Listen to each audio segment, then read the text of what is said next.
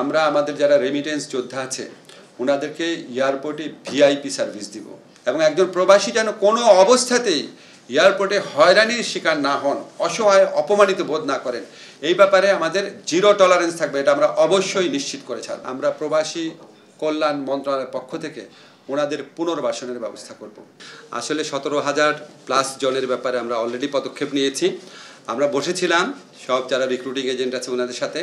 আমাদের প্রাথমিক স্তরে আমরা বলেছি রিক্রুটিং এজেন্টরা সাব এজেন্টদেরকে টাকা ফেরত দিবে, সাব এজেন্টরা প্রবাসী যারা শ্রমিক ছিল যাওয়ার কথা ছিল তাদেরকে টাকা ফেরত দিবে।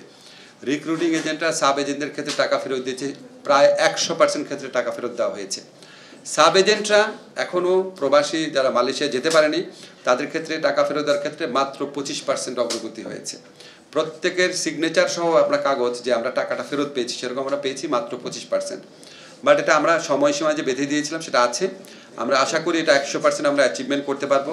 17,000 কেন যেতে পারেনি সেই ইতিহাস আমি আর তুলব না, আপনারা সবাই জানেন এটা আমাদের সরকারের আমলে না, আগের আমলে হয়েছে। সিন্ডিকেটের কথা যে বলেছেন আমরা ওয়েল অ্যাওয়্যার আছি সিন্ডিকেট নিয়ে। সিন্ডিকেট যেন ভেঙে যায় সেই জন্য আমরা অত্যন্ত জোরালোভাবে মালয়েশিয়া সরকারকে বারবার অনুরোধ করছি, আপনি 100 জনের মধ্যে সীমাবদ্ধ রেখেন না, আপনি এটা ওপেন করে দেন, ঠিক আছে? আর তারপরও ওইখানে কি দুর্নীতি হয়েছে না কি হয়েছে সেই ব্যাপারে আমরা অবশ্যই তদন্ত করব। এটা আমরা যে কোনো দুর্নীতির ব্যাপারেই তদন্ত করব, এটা আমরা নেক্সট ফেজে করব। আপনাদেরকে একটা তথ্য একটু জানাতে চাই। এখানে আমাদের প্রশ্নকর্তা বললেন যে প্রবাসী কল্যাণ যারা ফেরত আসছেন ওনার এয়ারপোর্টে বেটার ব্যবহার পাচ্ছেন। আপনাদেরকে এখন একটা স্পেশাল তথ্য দিতে চাই, সেটা হচ্ছে আমরা আমাদের চিফ অ্যাডভাইজারের অত্যন্ত আগ্রহ আছে, ওনার উৎসাহ আছে, ওনার নেতৃত্ব থাকবে এখানে। আমরা আমাদের যারা রেমিটেন্স যোদ্ধা আছে ওনাদেরকে এয়ারপোর্টে ভিআইপি সার্ভিস দিব।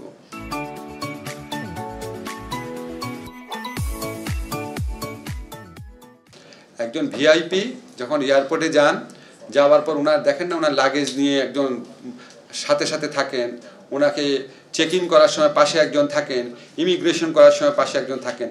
প্রত্যেকটা স্তরে, প্রথম স্তরে আমরা মধ্যপ্রাচ্য টার্গেট করেছি, ইউরোপটা পরে করব। মধ্যপ্রাচ্যে যারা যাচ্ছেন, মধ্যপ্রাচ্যে আমাদের অধিকাংশ শ্রমবাজার আপনারা জানেন।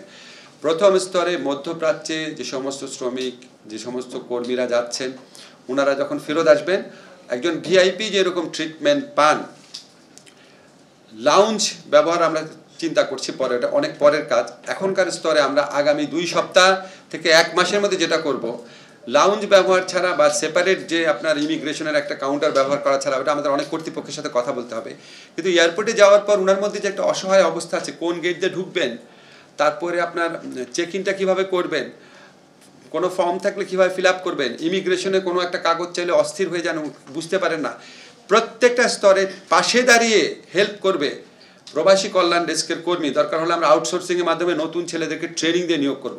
সেটা আমরা 2 সপ্তাহ থেকে 1 মাসের মধ্যে বাস্তবায়ন করব। এবং একজন প্রবাসী যেন কোনো অবস্থাতেই এয়ারপোর্টে হয়রানির শিকার না হন, অসহায় অপমানিত বোধ না করেন, এই ব্যাপারে আমাদের জিরো টলারেন্স থাকবে। এটা আমরা অবশ্যই নিশ্চিত করে ছাড়ব। আপনাদের খুব আনন্দের সাথে জানাতে চাই, আমাদের যারা প্রবাসী শ্রমিক যারা এই ছাত্র জনতার বৈষম্য বিরোধী আন্দোলনের সাথে সংহতি জানিয়ে নিজেদের জীবন এবং জীবিকাকে রিস্কের মুখে ফেলে ওনারা কতজনেরটা হয়েছে 87 জন।